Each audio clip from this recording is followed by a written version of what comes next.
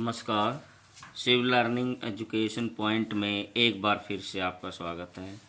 आज हम हमारे त्यौहार भूमिका इसको पढ़ेंगे, समझेंगे। भूमिका है, भारत भूभाग अपनी अलग भौगोलिक इकाई व सांस्कृतिक विविधता के लिए प्रसिद्ध है। इसी विविधता के कारण भारत को सांस्कृतिक एवं त्योहारों की पावन धरा माना जाता है।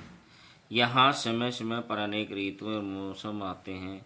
इस प्रकार के वातावरण में धार्मिक, भाषाई एवं सांस्कृतिक विभिन्नता के साथ साथ त्योहारों में विभिन्नता पाई जाती है। भारत का शायद ही कोई राज्य या प्रदेश ऐसा होगा जहाँ कोई न कोई त्यौहार न मनाया जाता हो। भारत के त्योहारों को कई भागों में बांटा जा सकता है।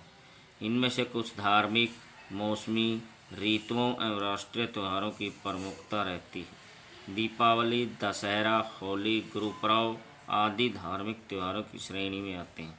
वहीं मकर संक्रांति, वैसाखी, माघ पूर्णिमा आदि मौसमी त्योहारों की श्रेणी में आते हैं। 2 अक्टूबर गांधी जयंती, 15 अगस्त स्वतंत्रता दिवस, 26 जनवरी गणतंत्र दिवस आदि हमारे राष्ट्रीय त्योहारों के रूप में मनाए जाते हैं।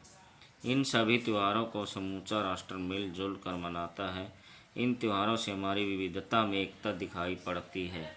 वे सभी त्यौहार हमारी सभ्यता एवं संस्कृति की आत्मा है।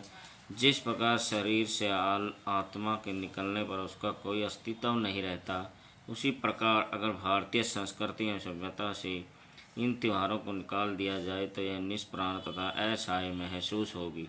कुल मिलाकर त्यौहार ही भारत राष्ट्र की एकता व अखंडता के प्रतीक हैं। दीपावली ऐसा पर्व दीपमाला का, आओ मिलकर एहसास जगाएं, अंधेरा रहे ना कहीं, मिलकर दीप जलाएं। इस दिन भगवान श्री रामचंद्र जी 14 वर्ष का वनवास काटकर अयोध्या लौटे थे। उस दिन अमावस्या की घोर अंधेरी काली रात थी, मगर अयोध्या वासियों ने अपने प्रिय राम के सम्मान में घर घर दीप जलाए थे। उसी दिन से हर वर्ष कार्तिक मास की अमावस्या को यह त्यौहार मनाया जाता है। इसी दिन को महापुरुषों का निर्वाण दिवस भी कहते हैं, क्योंकि इसी दिन महावीर स्वामी, स्वामी दयानंद तथा स्वामी राम तीर्थ भी निर्वाण प्राप्त कर गए थे। इसी दिन को साफ सफाई तथा लक्ष्मी, गणेश आदि की पूजा से जोड़कर भी देखा जा सकता है।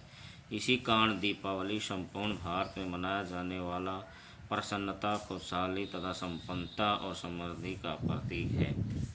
दशहरा, पापी दुष्ट व्यभिचारी सब मिट जाएं, कहता दशहरा बात यही, सदा धर्म की अधर्म पर होती विजय चिरस्थायी।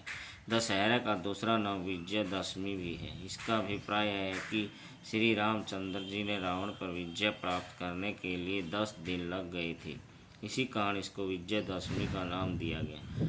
इसको अधर्म पर धर्म की विजय तथा अन्याय पर न्याय की जीत के रूप में देखा जाता है। दशहरे से 10 दिन पहले सभी नगरों में रामलीलाओं तथा श्री रामचंद्र जी के जीवन से प्रेरणा प्राप्त करती हुई झांकियाँ निकाली जाती हैं। इस दिन रावण, कुंभकर्ण, मेघनाथ आदि के पुतले जलाए जाते हैं। इस दिन संपूर्ण नगर में राम रावण युद्ध से संबंधित झांकियाँ निकालने का भी प्रचलन है। माँ दुर्गा के 9 रूपों की आराधना का भी इसमें प्रावधान है, क्योंकि माँ दुर्गा ने असुरों का संहार करने के लिए अलग अलग अवतार लिया था। इसी दिन से हमें शिक्षा मिलती है कि हमें अन्याय के सामने नहीं झुकना चाहिए और हमेशा अपने देश के शत्रुओं से रक्षा करने का संकल्प लेना चाहिए। होली, रंग में रंग मिलकर एक हो जाता है। होली वाले दिन शत्रु भी दोस्त हो जाता। होली भारत की विविधता, विभिन्नता और एकता के सूत्र में पिरोने वाला त्यौहार। इस दिन को सभी धर्मों, जातियों, मजहबों तथा भाषाओं के लोग मिलजुल कर आनंद पूर्वक मनाते। यह त्यौहार आपसी प्रेम तथा सौहार्द का त्यौहार है। इस दिन सभी अपने गिले शिकवे मिटाकर एक दूसरे को रंग लगाते हैं और आपसी प्रेम व भाईचारे के सागर में डूब जाते हैं।